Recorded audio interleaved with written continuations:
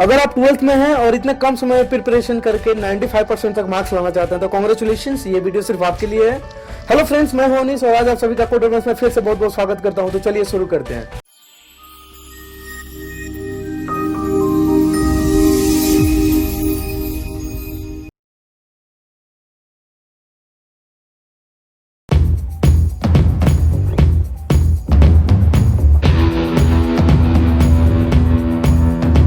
जैसा कि आप सभी जानते हैं, बिहार बोर्ड की एग्जाम फरवरी माह में होने वाली है। तो आपके पास सिर्फ जनवरी का समय है, पूरे जनवरी भर प्रिपरेशन करके आपको फिर से फरवरी में एग्जाम देना है।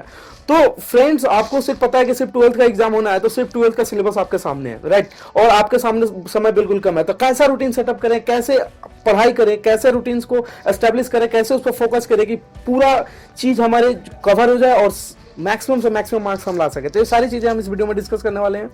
तो सबसे पहले हम देख लेते हैं कि क्या पढ़ना है, क्या सिलेबस में क्या चीजें पढ़नी है और क्या चीजें छोड़नी है। तो सबसे पहला क्या क्या पढ़ना है, तो सबसे पहले आप प्रीवियस 10 इयर्स की एक बुक आती है यार, वो बुक खरीद लीजिए और एक बार उस बुक को आप रिवाइज करिए। आपको पता चल जाएगा कि कुछ फिक्स टॉपिक्स ऐसे हैं, जैसे आपके फिजिक्स में, बायो में या केमिस्ट्री में कुछ टॉपिक्स ऐसे हैं जो बिल्कुल एज इट इज मतलब दसों साल पूछे गए हैं, राइट। कुछ क्वेश्चंस ऐसे हैं जो मतलब हर एक ईयर उनको रिपीट होना ही है। बिहार बोर्ड में ये लाजमी चीज है कि आप अगर प्रीवियस 10 इयर्स के एग्जाम्पल उठा लें, अगर उसके क्वेश्चंस को आप सॉल्व कर ले तो आप बैठे बैठे मतलब 60% तक तो ला ही सकते हैं, राइट। लेकिन आपका फोकस कहाँ होना चाहिए, 90 अबव। तो 90 अबव यार कैसे लाएंगे, तो उसके लिए आपको क्या करना होगा, उसके लिए आपको सबसे पहले वो चीज सॉल्व करनी है और वहां पे देखना है कि कौन कौन से ऐसे क्वेश्चंस हैं जो हर एक साल रिपीट कर रहा है, उसको तो एकदम पूरा का पूरा रिमेंबर कर लेना है। अगर समझ नहीं आ रहा है तो समझने का समय नहीं है, बिल्कुल कम समय है, आप उसको एज इट इज रट लें और रट के सीधा सीधा वहां पे जाके लिख दें। मतलब ऐसा नहीं कर रहा हूं कि आप पूरा का पूरा सिलेबस रट लें और पूरा का पूरा चीज समझे नहीं,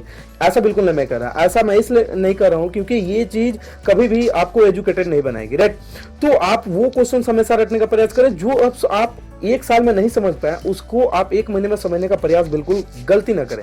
आप क्या करें कि ऐसे क्वेश्चंस को एज इट इज रट लें या हो सके तो स्टेप्स याद कर लें, जैसा भी आप कंफर्टेबल हो, और वहां जाके एज इट इज लिख दें। क्योंकि कुछ क्वेश्चंस ऐसे हैं जो, जैसा कि मैंने बताया, कि प्रत्येक साल वो रिपीट करते हैं और करते रहेंगे। तो पहली चीज तो ये हो गई कि आप कैसे पढ़ाई करें, क्या क्या पढ़ना है, क्या क्या छोड़ना है, राइट। अब दूसरा चीज कि इतने वास्ट सिलेबस को कैसे कवर करें।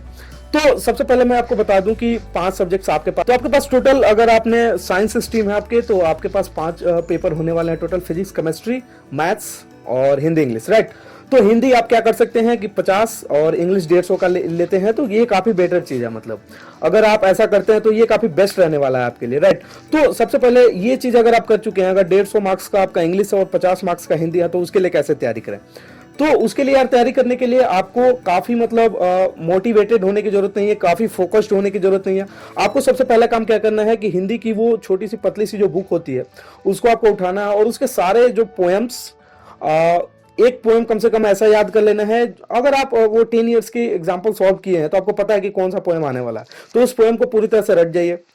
अच्छा, दूसरी चीज आप हमेशा ये याद रखिए कि ऑथर कौन है उस कहानी का, उस पोएम का ऑथर, पोएट कौन है, और साथ ही साथ वो पोएम या वो कहानी का सारांश क्या है। ये चीज हमेशा पूछी जाती है बिहार बोर्ड में, तो ये चीज आप गलती कभी ना करें। ऐसा बिल्कुल ये चीज पढ़ के जरूर जाए।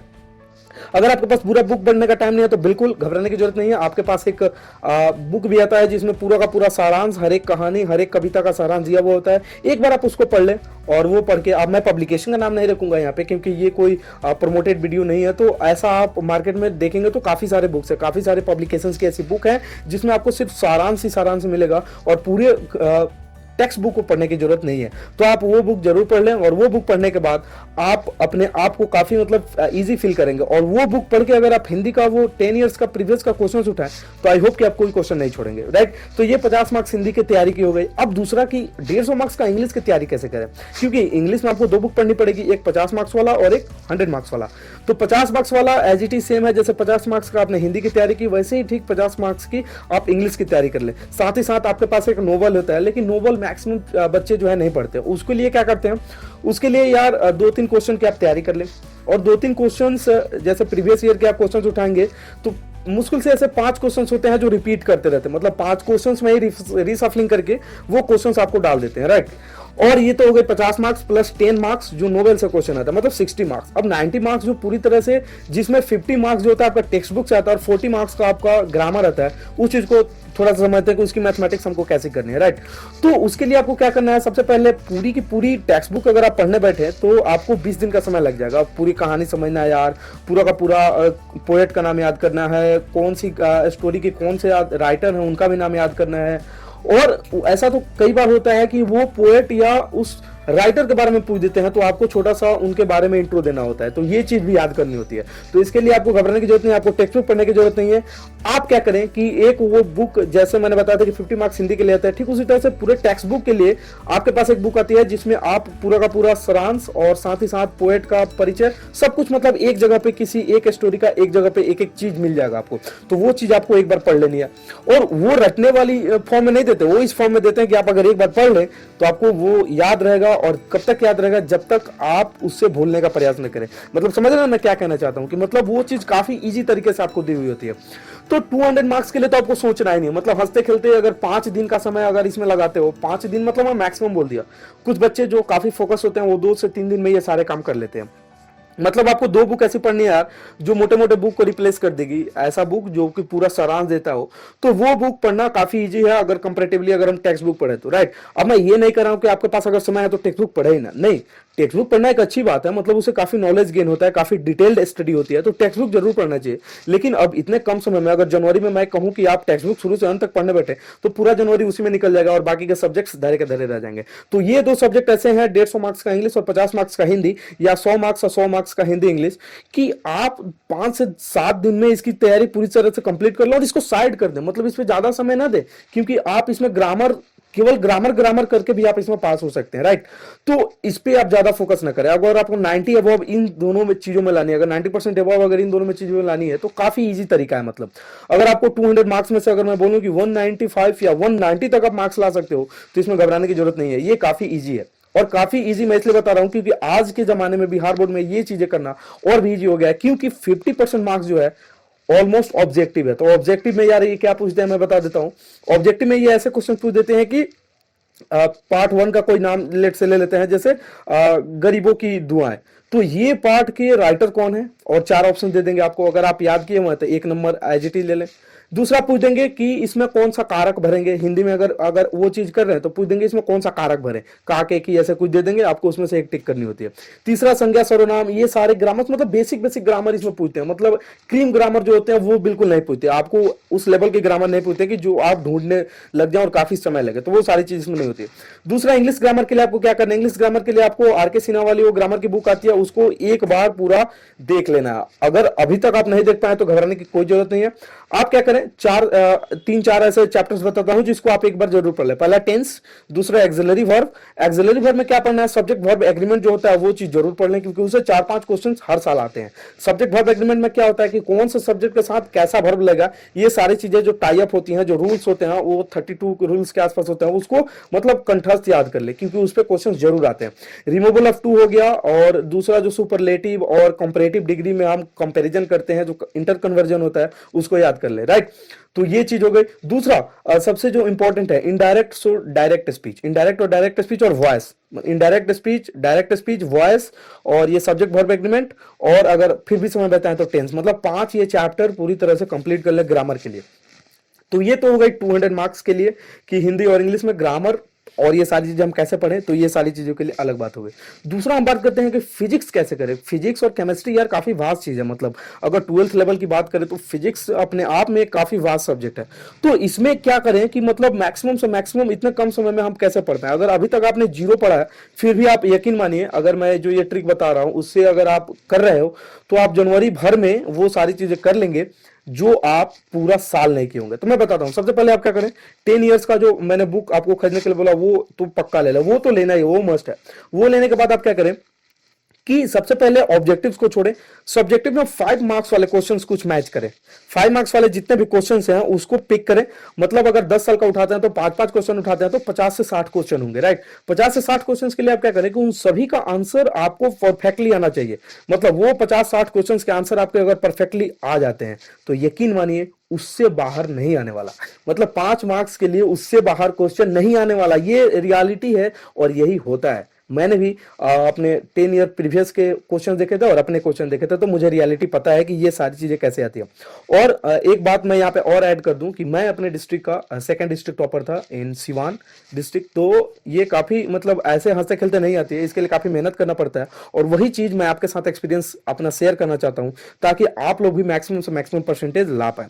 तो वो तो हो गए फिजिक्स के लिए कि 5 मार्क्स वाले क्वेश्चंस की तैयारी कैसे करें। अगर अभी तक आप जीरो हैं उसके लिए बता रहा हूं, अगर प्रो हैं, टेक्स्ट बुक पूरा पढ़ चुके हैं, टेक्स्ट बुक के सारे क्वेश्चन सॉल्व कर चुके हैं, तो आपको वो चीज देखने की भी जरूरत नहीं है। अगर 12th का अगर आप फिजिक्स एक एक बार पूरा टेक्स्ट बुक का क्वेश्चन सॉल्व कर दिए हैं तो वो प्रीवियस 10 इयर्स के क्वेश्चन देखने की जरूरत आपको नहीं है। आप प्रो हैं, आप वो क्वेश्चंस उठाएं और डायरेक्टली अपने सिलेबस को कवर करें, उस पर ज्यादा फोकस ना करें, क्वेश्चंस ज्यादा फोकस ना करें। आपको जितना पढ़े हैं उस पर रिवीजन जरूर करें। अगर आप टेक्स्ट बुक से पढ़ रहे हैं तो ये बेस्ट है, और टेक्स्ट बुक जितना पढ़ चुके हैं उतना ही रहने दें, आगे पढ़ने का प्रयास न करें, उसको बार बार रिवीजन करें, बार बार बार बार। मेरे कहने का ये मतलब है कि 4-5 बार रिवीजन करें। टेक्स्ट बुक ऐसी चीज है यार कि आप बहुत जल्दी भूलते हो। एनसीईआरटी टेक्स्ट बुक मतलब काफी शॉर्ट लैंग्वेज होती है और काफी जल्दी भूलते हो इस चीज को, तो बार बार बार बार बार बार उसको रिवीजन जरूर करें। और रिवीजन करने से यह फायदा होगा कि आपको यह पता लग जाएगा कि कौन सी लाइन कहां पे लिखी हुई है और किस कॉन्सेप्ट से ये पूछा है, कॉन्सेप्ट ऑफ कौन सा चैप्टर का है। ये सारी चीजें आप जबानी याद रहेगी और वहां लिखने में काफी इजी होगा। तो फिजिक्स के लिए 5 मार्क्स के लिए ये हो गया। अब ऑब्जेक्टिव के लिए कैसे तैयारी करें? तो ऑब्जेक्टिव यार आपका तभी तैयारी होगा जब टेक्स्ट बुक आप एक बार पढ़े होंगे। टेक्स्ट बुक बिना पढ़े अगर आप चाह रहे हैं कि ऑब्जेक्टिव कोई भी बुक उठा लेंगे और पूरा ऑब्जेक्टिव याद कर लेंगे तो ये नामुमकिन है। रियलिटी है कि आप ऐसा नहीं कर सकते। तो मतलब अगर आप अभी तक टेक्स्ट बुक नहीं पढ़े यार, तो टेक्स्ट बुक अगर आप अभी तक नहीं पढ़े तो फिर भूल जाइए। मतलब ऑब्जेक्टिव अगर कोई भी बुक आप उठा लें जिसमें से आप 1000 ऑब्जेक्टिव भी कर लें तो ऑब्जेक्टिव ऐसी चीज है जो डायरेक्टली याद नहीं रहेगी। जब तक आपको कॉन्सेप्ट नहीं क्लियर होगा ना तो ऑब्जेक्टिव याद नहीं रहेगी। और ऑब्जेक्टिव में वो कैसे क्वेश्चन पूछते हैं ये चीज में मैं क्लियर कर दूं। ऑब्जेक्टिव में वो ऐसे क्वेश्चन पूछते हैं जैसे कि मान लीजिए आपको कुछ न्यूमेरिकल दे देंगे, मतलब इजी सॉल्विंग न्यूमेरिकल, जो कि मतलब एक मल्टीप्लाई, डिवीजन और एडिशन में मतलब कंप्लीट हो जाता है, ऐसे न्यूमेरिकल देते हैं। और वो न्यूमेरिकल आप तभी बना पाएंगे जब आपको फॉर्मूलाज याद हो, जब आपको कॉन्सेप्ट याद हो, जब आपको ये पता हो कि इलेक्ट्रिक फील्ड कहते हैं किसका, इलेक्ट्रिक फील्ड का फॉर्मूला क्या है, तभी तो आप इलेक्ट्रिक फील्ड का सारा क्वेश्चंस कर पाएंगे। तो ये सारी क्वेश्चंस होती है। अच्छा, दूसरा क्वेश्चन के ऑब्जेक्टिव में थ्योरेटिकल कितना आता है? तो यार अगर 35 ऑब्जेक्टिव्स आते हैं, 70 मार्क्स का आपका फिजिक्स होता है, तो अगर 35 आपके ऑब्जेक्टिव आते हैं ना तो उसमें से 5 क्वेश्चन ही मात्र थ्योरी होंगे, 30 क्वेश्चन ऐसे होंगे ना जो मतलब ट्रिकी होंगे, कॉन्सेप्ट से होंगे, जो आपके न्यूमेरिकल होंगे।